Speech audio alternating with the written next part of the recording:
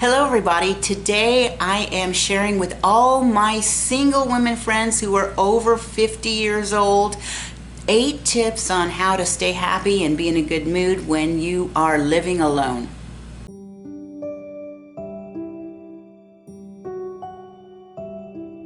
So I have been single for the last 10 years and living alone, except for the times that my children were a little bit younger and I had shared custody with their dad and they would spend time between my house and his house. But other than that, I have lived entirely alone for the last decade. And these tips that I'm talking about today are things I have shared with some of my friends on how to stay happy and not get depressed when you are a single woman over 55. So my first tip is, if you live alone, that you should be buying yourself either plants or flowers on a regular basis. Now, you may have noticed that a lot of times I like to have a bouquet of flowers close to me when I'm doing a video.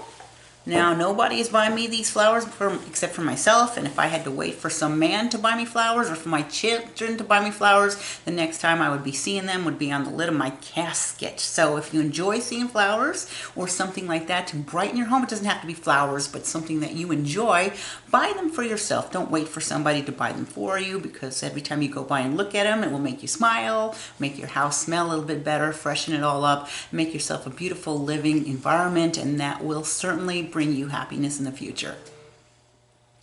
Tip number 2 is to stop feeling like you need to bail out everybody in your life that gets themselves in a little bit of trouble. Now, I'm going to say that this is not always something you can avoid. I myself have an adult child with autism, and I know I'm going to be responsible for him financially for probably the rest of my life. His father does pay most of his expenses, but he and I share, and it's just the way the cards fell. But that is not the rule, that is the exception. I recently was talking with a friend who said, oh, my son, who is in his 30s, he needs a new set of tires, and I'm going to buy him a new set of tires. And I'm like, why? The kid is 30, you paid for his college education. Why do you think you need to pay for his tires? Well, he doesn't really like his job, so he quit, and, he doesn't have a lot of money. And I'm like, if I was 30 years old and I had asked for my parents to buy me tires after they paid my education, things like that. Like, you don't need to continuously do that for people and put yourself behind the needs of everybody else. You need to put your needs first and not worrying about everybody else. And of course, like I say, I have a child with a disability, so I know I always need to help him financially. But when you have people around you that are just kind of messing themselves up, don't feel like you need to take care of everybody after they have turned 18. Tip number 2 is to get yourself a furry friend, a furry companion, like a cat or a dog or maybe a bird. I actually have 3 little dogs. Probably 3 is too many. Like 1 or 2 cats or dogs is perfect, because they're there late at night when you're watching TV. They want to sit in your lap and also give you an excuse to go out taking more walks, which is going to be my next tip. Number 4 is to make sure you get exercise. I know as we get older, we have a tendency to just want to stay and become a couch potato, which is fine for the most part, but you should be every day doing some type of exercise. I do like to take my dogs out for a walk in the first thing in the morning, but right now I'm in Arizona and it's very hot. It's the late June and it's actually going to be like 37% humidity, which for us here in Arizona is like so hot. Hopefully that means the monsoon is coming. But if you can't do outdoor activity, another thing I like to do is just go to the pool and maybe swim around in the pool. I just kind of do some little, gentle swimming. And another thing I like to do is put on YouTube and do Tai Chi videos, which is great when you're getting older because it helps you with your balance. So doing some kind of physical activity every single day and working that into your routine is definitely good for your mental health and will help you stay happy in the future. Okay, tip number 5 is don't beat yourself up when you screw things up or things go outside of your plan because you mess up. So I'm going to give you an example of this. I have had a lifelong eating disorder. I have struggled with binge eating disorder since I was a teenager. My weight fluctuates up and down, and I thought recently I had totally recovered from my eating disorder. In fact, I have spent tens of thousands of dollars on therapy for my eating disorder, and many times sitting in a psychologist chair trying to figure out and come up with ways to cope with the eating disorder to keep it from happening. And I was pretty well recovered. I was probably down 50 pounds from one of my highest, and I was doing pretty good until about 2 months ago when the hospice people called and said, yeah, your mother has only got a couple of weeks left and you need to wrap things up and say your goodbyes. And of course, I don't know why this set me off, because this has actually been going on for the last 4 years. Oh, mom's gonna die. Oh, mom's not gonna die. Oh, she's better. Oh, you better get down here, she's gonna die. And this emotional up and down just triggered me so much a couple of months ago that I went on like a 2-month-long eating binge, chocolate, M&Ms, and I gained 20 pounds back in a very short time. And then I've been beating myself up like, oh my gosh, you made so much progress. How could you let this happen? You know that you're eating emotionally. Why didn't you stop it? Why didn't you nip it in the bud before you gained 20 pounds? And I am trying now to get rid of it again. I've lost 5. Actually, I gained 25 pounds, but I've lost 5. So I've made a teeny bit of progress. But don't beat yourself up when that happens, because you're only human and you will slip up. You will occasionally slip up.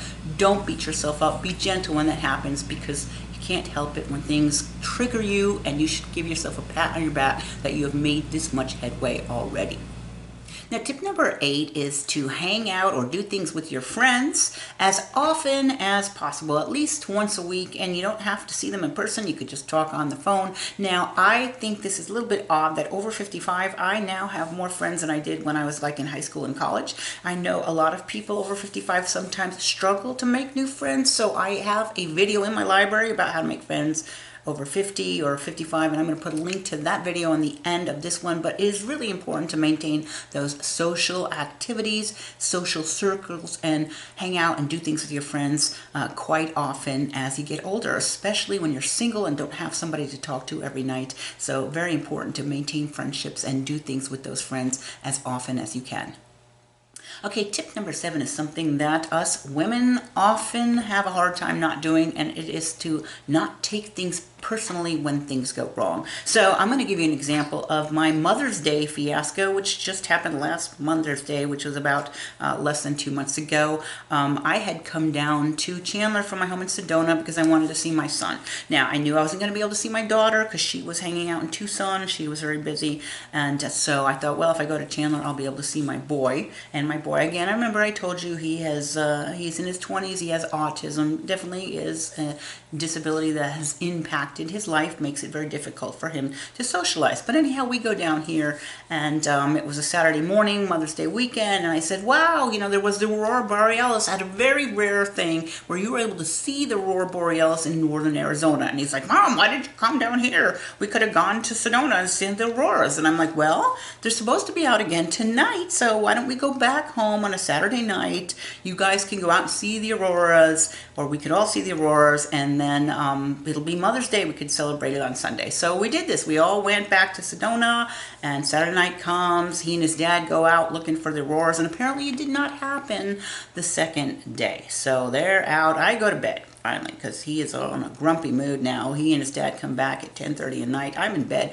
I hear him screaming at the top of his lungs. He's all mad. I'm like, go to bed, mad for hours, stomping around screaming because there's no auroras. Because this is what happens with autistic people. They get very frustrated. They can't communicate, and they have what you hear called the autistic meltdown. That is it. So he's screaming. Finally, he goes to bed around midnight, 12:30. I don't know, because I've got my head over the pillow and the door shut, trying to keep the noise out. And then the next morning I wake up, and it's like 6:30 a.m., and I hear him in the spare bedroom already cursing and yelling and screaming. And then he comes out and he's screaming already, I came all the way up here and it's your fault. I didn't get to see the auroras. Why did you, again, all my fault because he missed them on that Friday night, which was a completely unexpected phenomena that occurred and probably will never occur again. But again, it's all my fault. So, Sunday morning on Mother's Day, where other people are getting flowers from their kids and they're baking them breakfast and maybe even a card, a $4.95 Happy Mother's Day card. But no, I get none of that. Instead, I get screamed at on how horrible I am and how much he hates me and wishes I was dead, and then gets in the car at 8:30 and goes home and leaves me alone all the rest of the day on Mother's Day. So that was extremely hard, and I have to say I cried for a couple of days, but I had to come to terms with myself that this is not my fault, and I can't take things like this personally. Although sometimes I feel like it might be my fault that he has the autism, because it's probably something I ingested during my pregnancy that I still don't even know about, because it's got to be environmental.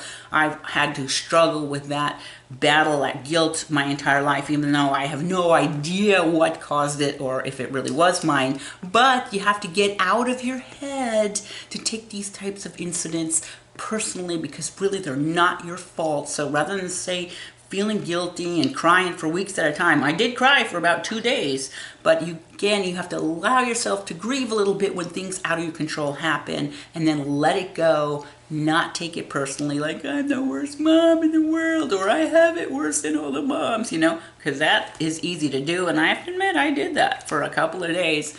But I did get over it, and this is just the type of example for you to not take those types of things personally. That will certainly help your happiness and your mood in the future.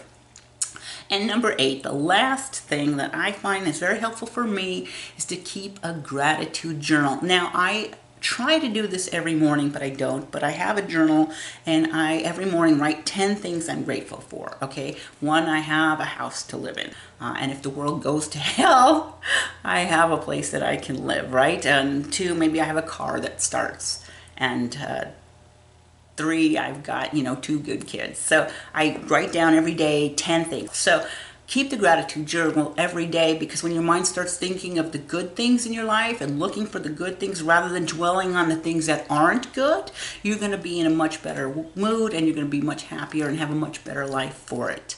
So that's it. That's my personal list of 8 tips for single women over 55 living alone, how to stay happy and be in a good mood. My name is Dawn Dickinson, and the channel is Living Your Best Life Over 55. If you find the video at all helpful, please do me a favor and hit the thumbs up button. Consider subscribing, because I do post videos every single week on this channel. If I can, I know sometimes I will miss, but I always post a video on my other channel, Living in Northern Arizona, which is an Arizona real estate channel. Check out that one if you dare to. So I hope you have a great week, and I hope to see you back here again next week.